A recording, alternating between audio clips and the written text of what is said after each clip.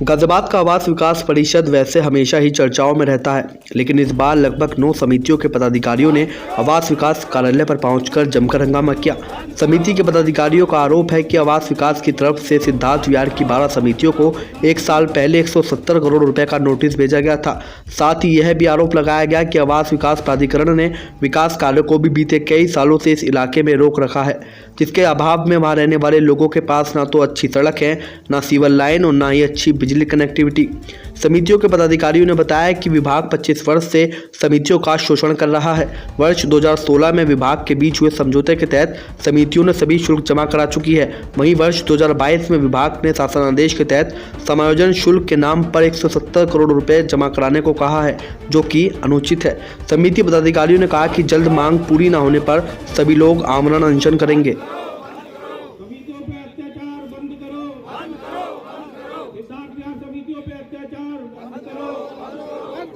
सिद्धार्थ विहार समितियों पे अत्याचार। उत्तर प्रदेश आवास विकास परिषद, उत्तर प्रदेश आवास विकास परिषद, तानाशाही नहीं चलेगी, तानाशाही नहीं चलेगी, गुंडागर्दी नहीं चलेगी। सर का नाम? मेरा नाम परविंदर शर्मा है। आज आपने आवास विकास को धरना दिया है, क्या मांगे हैं? मांगे हमारी ये हैं कि जो आवास विकास के साथ हमारा अनुबंध हुआ था सोसाइटियों का, उसके अनुसार हमारा सब काम ठीक चल रहा था। 2022 में जब से रणवीर प्रसाद जो नए आयुक्त यहाँ आए हैं, इन्होंने आने के बाद में वो सारा काम रुकवा दिया। जिन्हें काम पूरे हो गए हैं उनकी रजिस्ट्री नहीं होने दे रहे हैं और अनर्गल मतलब बिना सिर पैर की मांगे कर रहे हैं कि समायोजन शुल्क दो, ये दो, वो दो। आज हम ये कह रहे हैं कि अगर आप उस अनुबंध को नहीं मान रहे हैं तो हम भी आपके साथ तैयार हैं उस चीज के लिए। हम भी नहीं मान रहे। जो शासन का आदेश है, शासनादेश के हिसाब से हमें 80% जमीन वहीं पर दीजिए जहां पे हमारी है। आपके सामने समझौता किया, अनुबंध किया, जमीन आपने दी, उसकी रजिस्ट्री हो गई, सारे काम हो गए। उसके बावजूद भी आप जब सारे काम वहां चल रहे हैं ठीक ठाक, आपने अचानक आकर उनको सबको बंद करा दिया और तरह तरह के लेटर दे रहे हैं। 10 लेटर हम इनको लिख चुके हैं, 10 से 15। किसी का जवाब नहीं देते, कोई बात नहीं करते। रजिस्ट्री के बाद भी आपके ऊपर ड्यूज? कोई ड्यूज हमारे पास नहीं है, कोई हमारे ऊपर कोई ड्यूज किसी सोसाइटी में नहीं है। 11-12 सोसाइटी है, एक सोसाइटी नहीं है, ठीक है ना। इनकी बस तानाशाही है। जजिया करता है, जजिया का सुना होगा आपने, ये वो वसूलना चाहते हैं। और सारा जो दोष है वो रणवीर प्रसाद, इनसे पहले वो आयुक्त रहे हैं, तभी तो काम चल रहा था। आखिर इनकी कौन सी मंशा है? मैं तो कह रहा हूँ इनकी जो मंशा है अपनी क्लियर करें ना, अपनी मंशा को, या शासन उस चीज की जांच करे कि आपकी मंशा क्या है, क्यों ऐसा रोक रहे हो। इतना ड्यूज आपके ऊपर लगाया सोसाइटी में? आपको करोड़ों है, कहाँ तक बताएंगे। हर सोसाइटी की 10 करोड़ की सोसाइटी में 15 करोड़, किसी 20 करोड़। जैसी सोसाइटी जैसे उसका एरिया वैसे लगा दिया इन लोगों ने।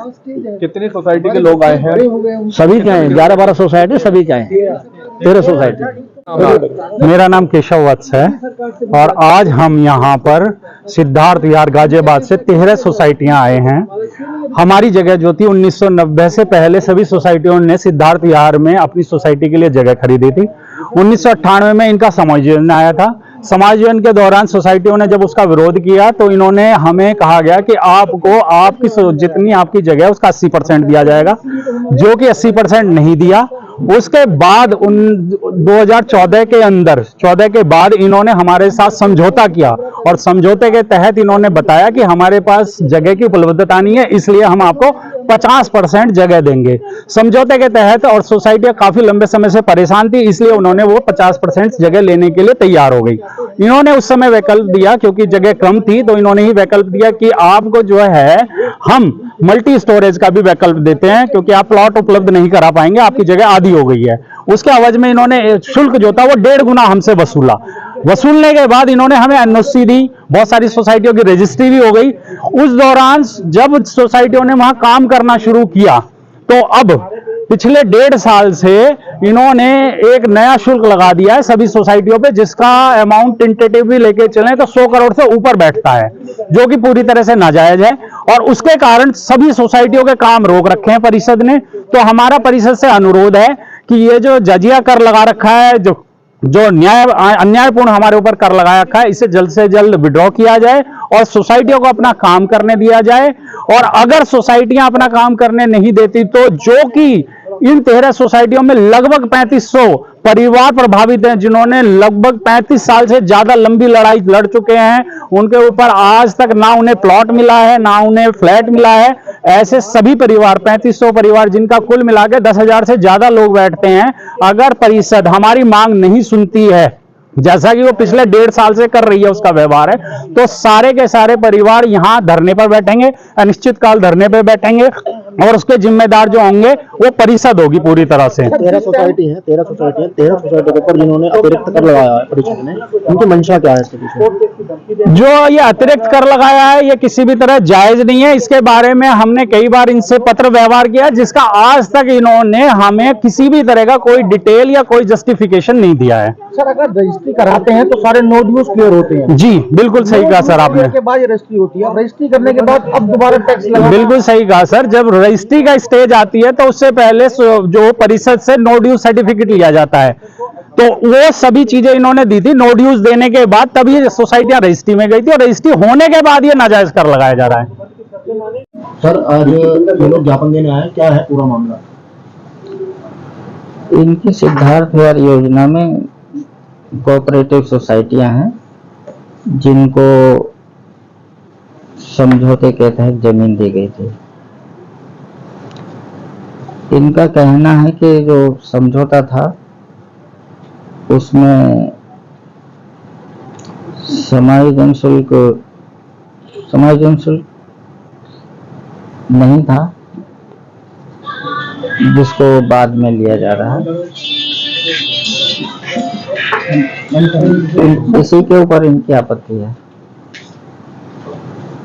इन लोगों का कहना है कि रजिस्ट्री होने के बावजूद आप लोगों ने उन पे जबरदस्ती टैक्स के लिए लगाया गया।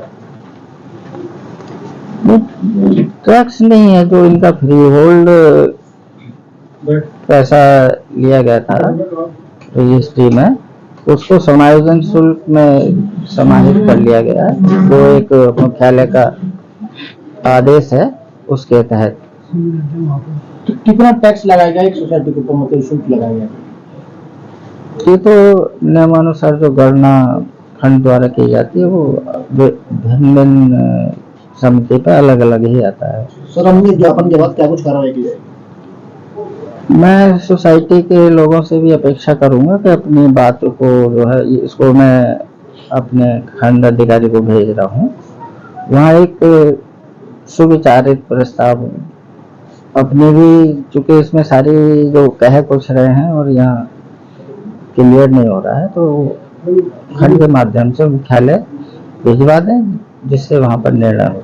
तो शासन का आदेश 2002 से चल रहा है और अब लगभग 22-23 साल हुए, क्या इसमें अभी तक कोई बदलाव हुआ है शासन से, या अभी भी यही आदेश काम कर रहा है? आदेश तो यही काम कर रहा है, लेकिन चूंकि जैसा समितियों ने अभी बताया है, प्रतिनिधियों ने, कि इसके तहत तो इनको भूमि दी ही नहीं गई है, तो इन्हीं सारे प्रकरणों को जो विवादित हैं उसको प्रॉपर तरीके से इनकी बात को वहां पहुंचाया जाए, इसके लिए निर्देश जारी। जैसा आपका कहना है कि इनको भूमि नहीं दी गई, तो इनसे रिकवरी भी मांगी जा रही है, ये तो बड़ा इसमें भूमि तो दी गई है, तो 30% दिए, जबकि इनका कहना है कि 80% देने चाहिए। वो समझौते के अनुसार जो भी है वो दी गई। तो करोड़ों में बैठता है इनकी रिकवरी, तो जमीन भी काफी है, तो करोड़ों में तो बैठेगी। तो 22 साल बाद करोड़ों में रिकवरी, जब इनकी उम्र आदि खत्म हो चुकी है, सब रिटायर हो चुके हैं, कैसे पे करेंगे? देर से मतलब जागा प्रशासन कि 22 साल बाद 23 साल बाद इनसे करोड़ों मांगी जा रही है, जबकि रजिस्ट्री के टाइम पर ही सब कुछ न्यूज क्लियर होने के बावजूद भी आपकी तरफ से रजिस्ट्री समिति को कराई गई थी। जब परिषद प्रशासन के द्वारा जो जांच समिति है, उसने जांच करने पे ये गलती को पाया और उसको सुधार करते हुए आदेश जारी अगर किया। 5 साल बाद दोबारा जांच समिति कुछ और बैठेगी, कुछ और पर टैक्स लगाएगी, तब कहां से लोग पैसे मतलब भर पाएंगे पैसे की पूरी? तो गलती इन लोगों की थोड़ी है सर, गलती तो आप लोगों की है।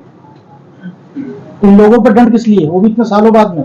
नहीं, गलती इनकी भी नहीं है, परिषद कर भी चुके हैं। जो एक शासनादेश से अलग हट करके इन लोगों ने जो समझौता किया था, उसके तहत इन लोगों ने कार्रवाई की है। तो इन लोगों का कहना है कि 35 से ज्यादा आपको ज्ञापन दे चुके हैं, पर आप आगे ये सब कार्रवाई नहीं बढ़ाते। ये सब गलत है कि पिछली बार आए थे, इनको भी कॉपी है, क्योंकि इसमें भी इन्होंने कोई ना एड्रेस लिखते ना जो है मोबाइल नंबर लिखते हैं, तो कॉपी इनकी है। यहाँ पिछली मैंने भेजा हुआ लखनऊ को, उसकी कॉपी ले सकते हैं। और इसको भी मैं डिवीजन को भेज रहा हूँ, क्योंकि उन्होंने मुझे ही संबोधित करके भेजा।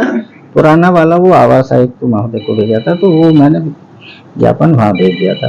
अब मैं ये चाहूंगा कि ये जो है प्रॉपर अपनी बात को लिख करके वहाँ पर जो छूट रही है, एक